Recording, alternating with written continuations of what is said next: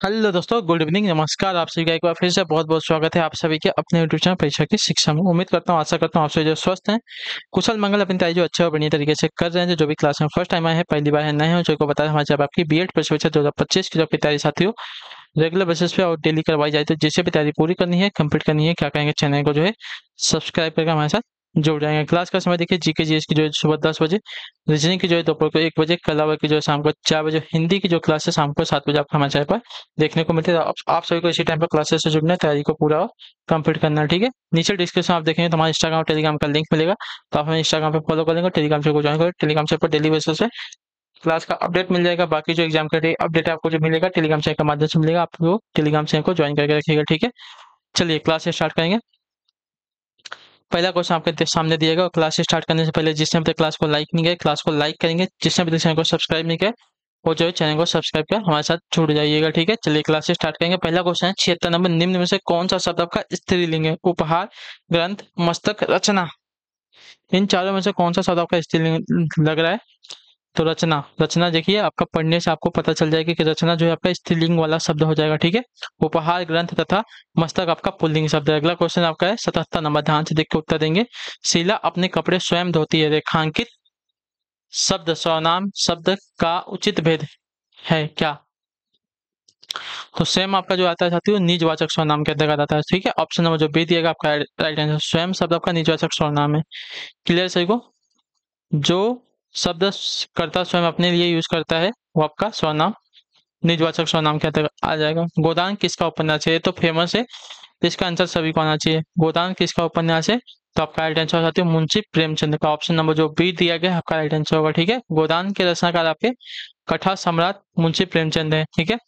यह किसान जीवन का उपन्यास है। इसका प्रकाशन वर्ष 1936 में हुआ था। चलिए 79, ध्यान से देख के बताने की कोशिश करेंगे आपको। पीपर पात सरिस मंडोला में उपमेय क्या है? बताइए। पीपर पात सरिस मंडोला में उपमेय क्या है? तो इसमें मन उपमेय है, ठीक है। ऑप्शन नंबर जो सी दिया गया आपका राइट आंसर होगा, ठीक है। इसमें जो है मन उपमेय है, जिसकी उपमा की जाती है उसे उपमेय, और जिससे की जाती है उसे उपमान कहते हैं, ठीक है। यहाँ मन उपमेय की तुलना पीपल के पत्ते से की गई है, ठीक है। चलिए अगला क्वेश्चन आपका ध्यान से देखेंगे, बताने की कोशिश करेंगे।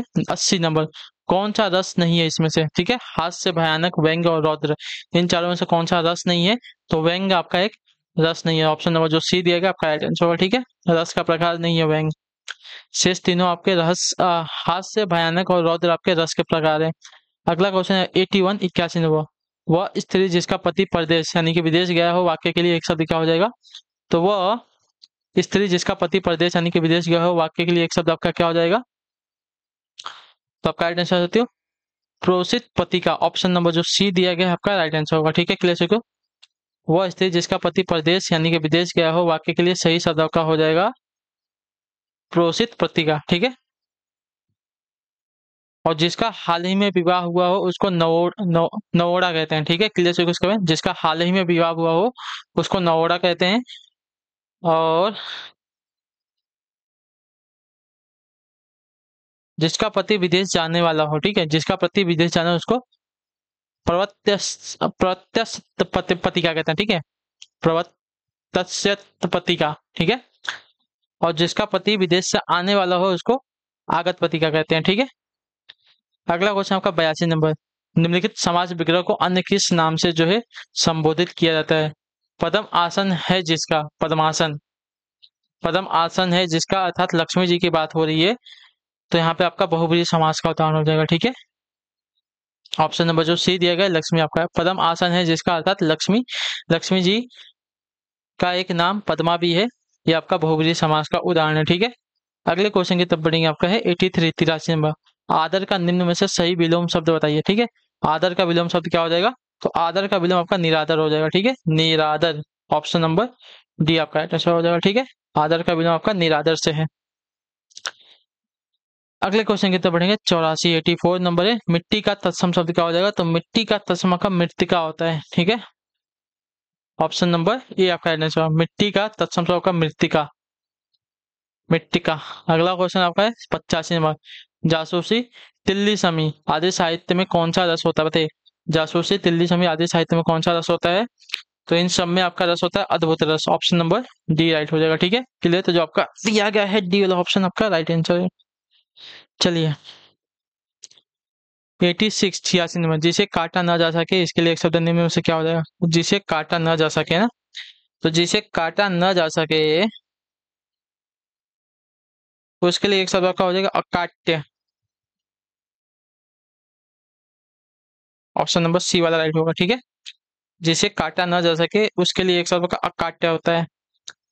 87 87 नंबर, बादल घिरा है और बारिश होने लगी है, रचना की दृष्टि से वाक्य कैसा है बताइए?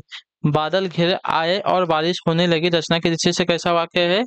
तो आपका साथी हो संयुक्त वाक्य। ठीक है, तो ऑप्शन नंबर जो डी दिया गया आपका राइट आंसर हो जाएगा। ठीक है, वाक्य में रचना की दृष्टि से आपका संयुक्त वाक्य, क्योंकि इसमें दो प्रधान वाक्य और समुच्चय बोधक योजक शब्द से जुड़े हुए हैं। ठीक है, अगला क्वेश्चन आपका साथी 88 88, सुरेश गीत गा रहा था, वाक्य में काल बचे गा रहा था यानी कि अपूर्ण भूतकाल में। ठीक है, तो ऑप्शन नंबर जो ए दिया गया आपका राइट आंसर, सुरेश गीत गा रहा था, इस वाक्य का अपूर्ण भूतकाल है। इस वाक्य में कार्य की समाप्ति का ठीक समय ज्ञात नहीं हो रहा है। ठीक है, चलिए 89 नंबर है, अति उपसर्ग से बना शब्द निम्न में से कौन सा है? तो अति उपसर्ग से बना शब्द का देखा जाएगा साथियों आपका अत्यधिक हो जाएगा। ठीक है, अति उपसर्ग से बना शब्द का अत्यधिक कहलाता है। ठीक है, तो ऑप्शन नंबर डी वाला राइट है। उपसर्ग जो है शब्दांश के प्रारंभ में लग का जो है शब्द का अर्थ बदलते हैं। ठीक है, तो अत्यधिक में आपका अति उपसर्ग लगा है। 90 नंबर, निम्नलिखित शब्दों में से शब्द शुद्ध शब्दों को पहचानिए। आशीर्वाद, आजीविका, अध्ययन और उन्हीं। आजीविका की वर्तनी यहाँ पे आपकी शुद्ध, बाकी सभी की वर्तनी आपकी अशुद्ध है। अगले क्वेश्चन की तरफ बढ़ेंगे। 91 नरेंद्र के लिए सही संधि विच्छेद को चुनिए। नरेंद्र, नर धन इंद्र। ठीक है, नर धन इंद्र, नरेंद्र का सही संधि विच्छेद होगा नर धन इंद्र। ऑप्शन नंबर बी आपका राइट है। नर धन इंद्र नरेंद्र का सही संधि विच्छेद है, ये आपका गुण संधि का उदाहरण है। ठीक है, 92 वीर के लिए सही प्रयाचल शब्दों की पंक्ति को चुनिए। ठीक है, वीर, तो वीर का हो जाएगा सूर, योद्धा, बहादुर। ठीक है, सूर, योद्धा, बहादुर। तो ऑप्शन नंबर ए जो दिया गया आपका राइट आंसर, सूर, योद्धा, बहादुर जो है वीर के लिए सही प्रयाचल शक्ति हो जाएगी। क्लियर सभी को? चलिए अगले क्वेश्चन की तरफ बढ़ेंगे। आपका 93 नंबर, निम्न में से कौन सा शब्द आपका पुल्लिंग है यहाँ पे? ठीक है, इच्छा, राष्ट्र, रक्षा, योग्यता। तो अगर राष्ट्र की बात करें तो राष्ट्र आपका एक पुल्लिंग शब्द है यहाँ पे। ठीक है, ऑप्शन नंबर बी आपका सही उत्तर होगा। इच्छा, रक्षा, योग्यता आपका स्त्रीलिंग शब्द है। ठीक है, चलिए अगले क्वेश्चन के ऊपर बढ़ेंगे। 94 में ध्यान से देखेंगे, बताने की कोशिश करेंगे।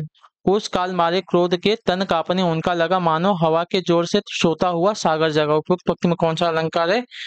तो अगर यहाँ पे अलंकार की बात करेंगे तो साथियों यहाँ पे उत्प्रेक्षा अलंकार हो जाएगा। ऑप्शन नंबर जो ए दिया गया आपका राइट आंसर हो जाएगा। ठीक है, उस काल मारे क्रोध के तन कांपने, उनका लगा मानो हवा के जोर से सोता हुआ सागर जगा, इसमें आपका उत्प्रेक्षा अलंकार है। 95 वसंत तिलका छंद में कितने वर्ड होते हैं? वसंत तिलका छंद में कितने वर्ड होते हैं? तो आपका राइट आंसर होगा 14 वर्ड। ऑप्शन नंबर जो बी दिएगा आपका राइट है। वसंत तिलका छंद में आपके 14 वर्ड होते हैं। 96 नंबर बताने की कोशिश करेंगे। राइट है, समानार्थी शब्द की जोड़ी नहीं है, कौन सी बताइए? समानार्थी शब्द की जोड़ी कौन सी नहीं है यहाँ पे?